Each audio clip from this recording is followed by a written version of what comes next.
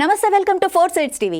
ప్రధాని మోడీ మూడోసారి గెలిచి హ్యాట్రిక్ సాధిస్తారని బీజేపీ ఎంపీ అభ్యర్థి రఘునందన్ రావు ధీమా వ్యక్తం చేశారు. ఎన్నికల నిబంధనలను ఉల్లంఘించి ఉద్యోగులతో మీటింగ్ పెట్టకూడదని బీఆర్ఎస్ ఎంపీ అభ్యర్థి వెంకట్రామరెడ్డికి తెలియదా అని రఘునందన్ ప్రశ్నించారు. ఉద్యోగులపై చర్యలు తీసుకున్న ఎన్నికల అధికారులు వెంకట్రామరెడ్డిపై ఎన్నికల్లో పోటీ చేయకుండా ఎందుకు అనర్హత వేటు వేయటం లేదని ఎన్నికల అధికారులను ఆయన ప్రశ్నించారు. సిద్దిపేట పట్టణంలో డిగ్రీ కాలేజ్ గ్రౌండ్, కోమటి చెరువు నెక్లెస్ రోడ్లో మార్నింగ్ వాక్ చేస్తూ బీజేపీ ఎంపీ అభ్యర్థి రఘునందన్ రావు ఎన్నికల ప్రచారం నిర్వహించారు. ఈ ఎన్నికలలో వాళ్ళు ప్రచారం చేస్తున్నారు. సో మంచి ప్రశ్న అడిగినా. మాకు ఇది భగవద్గీత, బైబిల్, ఖురాన్ అని చెప్పి ఒక పుస్తకం ప్రింట్ చేసిరు. టీఆర్ఎస్ ఎన్నికల మేనిఫెస్టో 2018.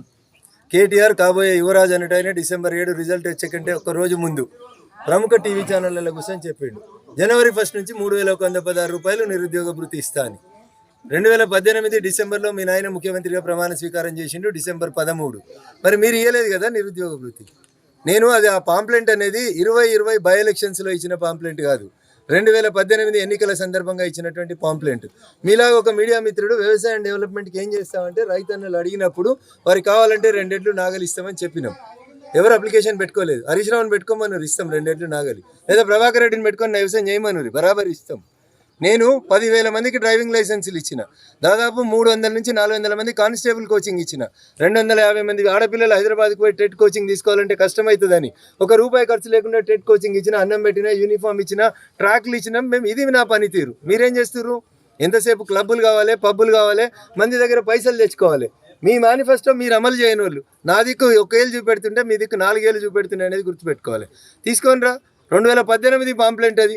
2018 మీ మేనిఫెస్టో, నా పాంప్లెంట్, రెండు పక్క పక్కన పెట్టుకుందాం. 2018లో నన్ను దుబ్బాక ప్రజలు గెలిపియలేదు, అయిపోయింది ఆ పాంప్లెంట్ సెన్స్. ఇది నా మాట కాదు, నీ మామని అడుగు చెప్పిండు. 2014లో నేను దళితుని ముఖ్యమంత్రి చేస్తా అని చెప్పిన మాట వాస్తవం, చేయలేదు. ఎలక్షన్స్కి పోయినా ప్రజలు నాకు 2018లో 88 సీట్లు ఇచ్చిర్రు. ఇక నేను చెప్పిన మాట అయిపోయింది కదా అన్నాడు.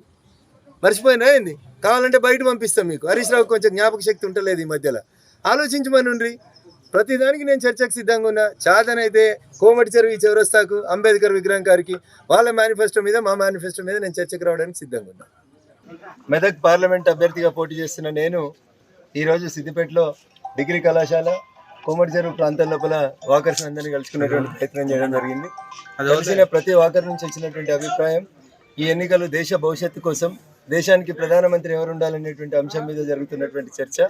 ఖచ్చితంగా మూడోసారి ఈ దేశానికి ప్రధానమంత్రిగా నరేంద్ర మోడీ గారు ఉంటేనే బాగుంటుంది అనేటువంటి అభిప్రాయాన్ని majority of the walkers express చేయడమే కాకుండా, ఖచ్చితంగా ఈ ఎన్నికలు ముఖ్యమంత్రినో, ఎమ్మెల్యేనో, కౌన్సిలర్లను చేసేటువంటి ఎన్నికలు కావు కాబట్టి భారతదేశ భవిష్యత్తుని దృష్టిలో పెట్టుకొని ప్రపంచమంతా శ్లాఘిస్తున్నటువంటి నాయకుడు నరేంద్రుడి నాయకత్వంలో హ్యాట్రిక్ ప్రధానమంత్రిగా మూడోసారి వారిని గెలిపించేందుకు ప్రజలందరూ సిద్ధంగా ఉన్నారు.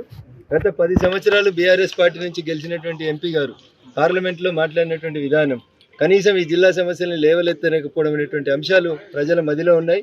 3 సంవత్సరాల టెన్యూర్లో రఘునందన్ రావు ఎమ్మెల్యేగా దుబ్బాక నియోజకవర్గ సమస్యలు కానీ, ఈ రాష్ట్రంలో ఉన్నటువంటి అనేక వాయిస్ ఆఫ్ వాయిస్లెస్గా పేద ప్రజల గొంతుకగా నిలబడినటువంటి విధానాన్ని కానీ ప్రజలు గుర్తు చేసుకుంటూ ఉన్నారు. నాకు సంపూర్ణమైనటువంటి విశ్వాసం ఉంది, నరేంద్ర గారి తర్వాత మళ్ళీ మెదక్ పార్లమెంట్ మీద కాషాయ జెండా ప్రస్తుతం నరేంద్ర మోడీ గారి నాయకత్వంలో ఎగురుతుందనేటువంటి సంపూర్ణమైనటువంటి విశ్వాసంతో మేము ముందుకు పోతా ఉన్నాం. ప్రజల నుంచి వస్తున్నటువంటి స్పందన కూడా మాకు అదే రీతి లోపల కనబడతా ఉంది. ఆదరించిన సిద్దిపేట పట్టణ ప్రజలందరికీ కూడా మరొకసారి కృతజ్ఞతాభివందనాలు తెలియజేస్తాం. కలెక్టర్గా పనిచేసినారు, ఎన్నికల రిటర్నింగ్ అధికారికి కూడా పనిచేసినటువంటి వెంకట్రామరెడ్డి గారికి ప్రభుత్వ అనుమతి తీసుకోకుండా, ఎన్నికల సంఘం అనుమతులు లేకుండా ప్రైవేట్ ఫంక్షన్ హాల్లలో ప్రభుత్వ ఉద్యోగులతోటి మీటింగ్ పెట్టకూడదు అనేటువంటి చిన్న గీతను మర్చిపోవడం అనేది దురదృష్టకరం. ఆయనే చెప్తాను, నేను 30 ఏళ్ళు కలెక్టర్ చేసిన అని. మరి 30 ఏళ్ళు కలెక్టర్ చేసిన ఆయనకు ఎన్నికల కోడ్ అమల్లో ఉన్నప్పుడు ప్రభుత్వ ఉద్యోగులతోటి మీటింగ్ పెట్టకూడదు అనేటువంటి మాట ఎందుకు మర్చిపోయింది అనేది ఆయన చెప్పాలి.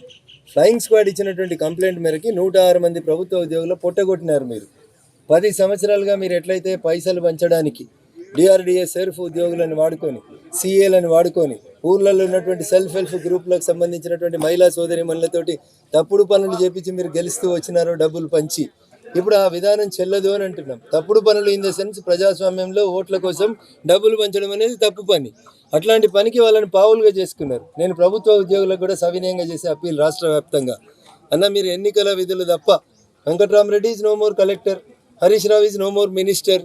ప్రభుత్వ విధులు, ఎన్నికల విధుల మధ్యలో ఉన్నటువంటి తేడాన్ని చాలా స్పష్టంగా గమనించండి. 106 మంది కుటుంబీకులకు నష్టం జరిగితే నాకు నష్టం జరిగినట్టుగా నేను భావిస్తూ ఉన్నా.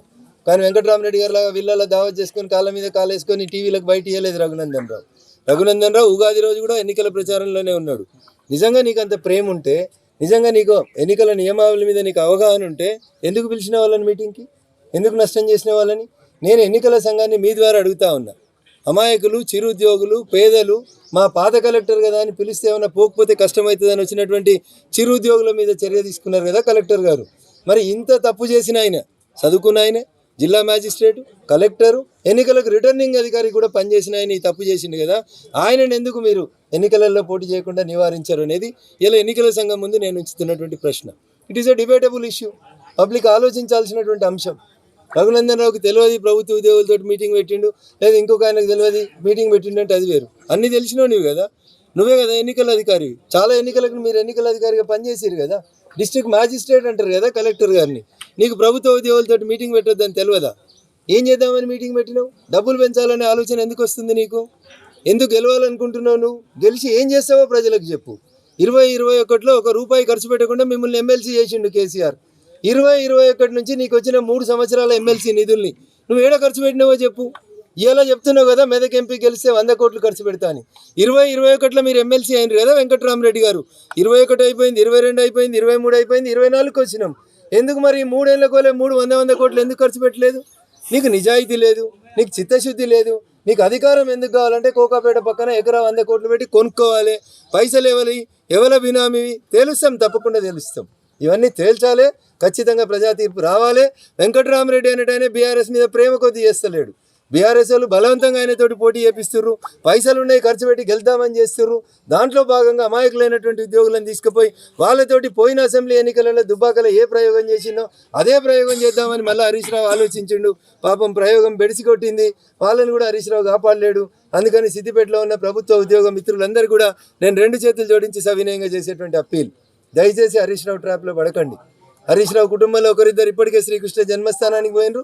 త్వరలోనే హరీష్ రావు గారు, వెంకటరామరెడ్డి గారు, ఇంకా మిగతా వాళ్ళంతా కూడా అదే లైన్లో ఉంటారు. కాబట్టి జైల్లో నుంచి పరిపాలన మనకు వద్దు, కేజ్రీవాల్ వద్దు, మనకు కావాల్సింది అన్నా హజారేలు కావాలి. దయించి ఆశీర్వదించుర్రి. నరేంద్ర మోడీ గారి నాయకత్వంలో బీజేపీని గెలిపించమని సిద్దిపేట ప్రజలకి, మెదక్ పార్లమెంట్ ప్రజలకి సవినయంగా అప్పీల్ చేస్తా ఉన్నాను. జై హింద్, జై భారత్.